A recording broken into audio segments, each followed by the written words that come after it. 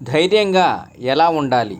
అనగనగా ఒక పిరికివాడు ఓ శ్మశానం దాటాల్సి వచ్చింది. ఎవరన్నా వచ్చే వరకు కొంచెం సేపు ఆగి కూడా వెడదామనుకున్నాడు. ఇంతలో కొంచెం దూరంలో ఎవరో వస్తుంటే చూసి అతనితో పాటు ధైర్యంగా శ్మశానం దాటేశాడు. నిజానికి ఆ రెండో వ్యక్తి కూడా వీడికన్నా పిరికివాడట. కానీ కేవలం వాడికి వీడు, వీడికి వాడు తోడుగా ఉన్నారనే ఒకే ఒక్క భరోసా వాళ్ళిద్దరినీ శ్మశానం దాటేలా చేసింది. నిజ జీవితంలోనూ మనిషికి కావాల్సింది అలాంటి భరోసానే. అదే నేను ఉన్నాను అనే భరోసా. ఒక్క మాట సాయం ఏమీ కాదు, నేను ఉన్నా అనే చిన్న మాట చెప్పి చూడండి, మనిషికి ఎంత బలం వస్తుందో. ఆ కొండంత బలంతో మనిషి ఏదైనా చేయగలడు.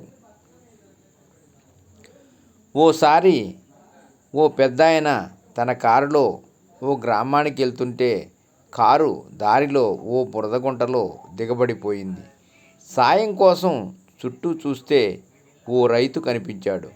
పరిస్థితి చూసిన రైతు, ఉండండి సారు, నా ఎద్దుతో కారుని బయటికి లాగుదాం అని దగ్గరలోని తన పొలం నుంచి తన ముసలి ఎద్దును తోలుకొచ్చాడు.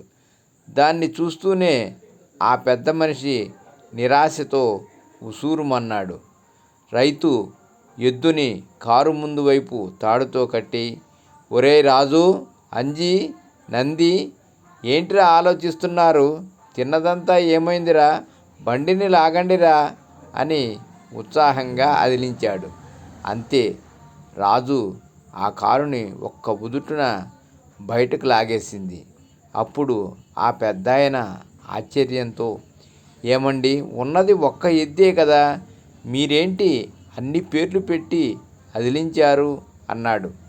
అప్పుడు ఆ రైతు, ఈ రాజు బక్క చిక్కిందే కాదండి, గుడ్డిది కూడా. అయితే తను కాక ఇంకా చాలా ఎడ్లున్నాయనే ధైర్యంతో తన బలాన్నంతా పెట్టింది అంతే అని సమాధానమిచ్చాడు.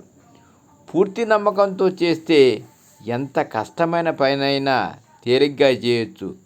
రైతు తెలివికి, సమయస్ఫూర్తికి ఆ నగరవాసి తలమునకలయ్యాడు. పూర్వం 10 మంది పిల్లల్ని కరి కూడా ఎంతో ధైర్యంతో పెంచి పోషించేవారంటే అలాంటి ధైర్యమే కారణం.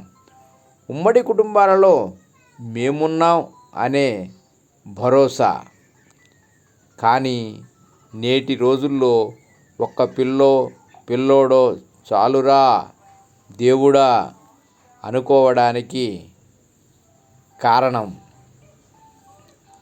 మేమున్నాం మంచి చెడు చూసుకోవటానికి అని భరోసా ఇచ్చే మనుషులు, బంధువులు మన చుట్టూ లేకపోవటమే. కష్టాల్లో ఉన్న మనిషికి నేనున్నాను అనే ఒక భరోసా ఇవ్వండి. అది కుదరకపోతే కనీసం ఒక్క మాట సాయమైనా చేయండి. సర్వే జనా సుఖినో భవంతు. ఓం నమః శివాయ.